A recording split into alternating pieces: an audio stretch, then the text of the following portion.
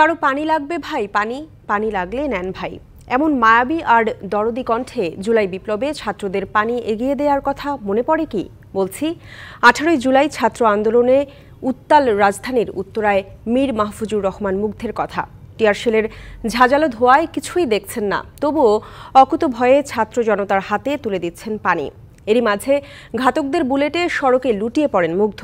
সন্ধ্যা নামতেই নিস্তেজ হয় তার প্রাণ। কে জানতো সেই মুগ্ধের চোখের জলেই আজও কাঁদবে পুরো দেশ। ইকবাল অনেকের রিপোর্ট। কি ঘটনা, একটা সুন্দর জিনিস দেখবেন, চলেন আপনাদেরকে দেখাই। ভ্রমণ পিপাসু মীর মাহফুজুর রহমান মুগ্ধ।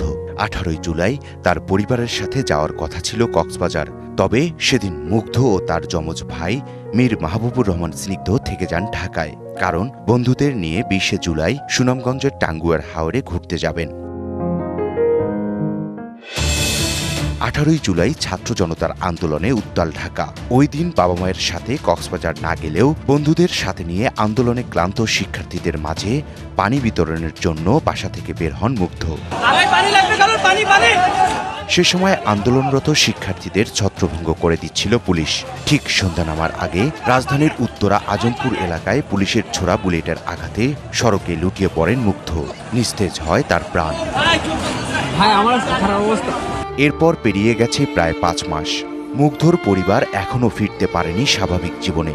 যমজ ভাই স্নিগ্ধর কাছে পুরো সময়টাকেই মনে হয় দুঃস্বপ্নের। এগুলো এখন সবই স্মৃতি। মুগ্ধ আর আমি সবসময় আমাদের পুরো লাইফটাই ভাগাভাগি করেছি, সেটা বন্ধু বান্ধব থেকে শুরু করে সব কিছুই আমরা ভাগাভাগি করেছি। কিন্তু এখন আসলে ওকে ছাড়া আমার লাইফ এখন আর ভাগাভাগি করতে হয় না, কিন্তু তাও জীবনের পরিপূর্ণটা আর পাচ্ছি না।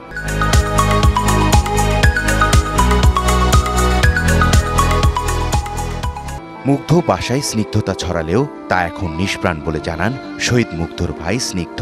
আমাদের পরিবার এখনো স্বাভাবিক হতে পারে নাই। আমি জানি না কতদিন লাগবে, অথবা জীবনও কি স্বাভাবিক হওয়া সম্ভব নাকি। মুগ্ধ ছিল আমাদের ঘরের মধ্যমণি বলতে গেলে। আমি একটু ইন্ট্রোভার্ট, আমার বড় ভাইও তেমন একটা কথাবার্তা বলে না। মুগ্ধই ছিল যে মাঝখানটাই থেকে আমাদের সবার মধ্যে কমিউনিকেশনটা করে রাখতো এবং সবার সাথে একটা সম্পর্ক করে রাখতো।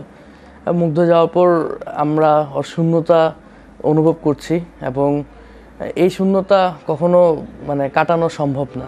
বলেন সন্তানের জন্য দিবানিশি চাপা কান্নায় চোখ ভেজান বাবা মা। বুকে জড়িয়ে আনমনে চেয়ে থাকেন মুগ্ধের স্মৃতিকাতর ছবিগুলোর দিকে।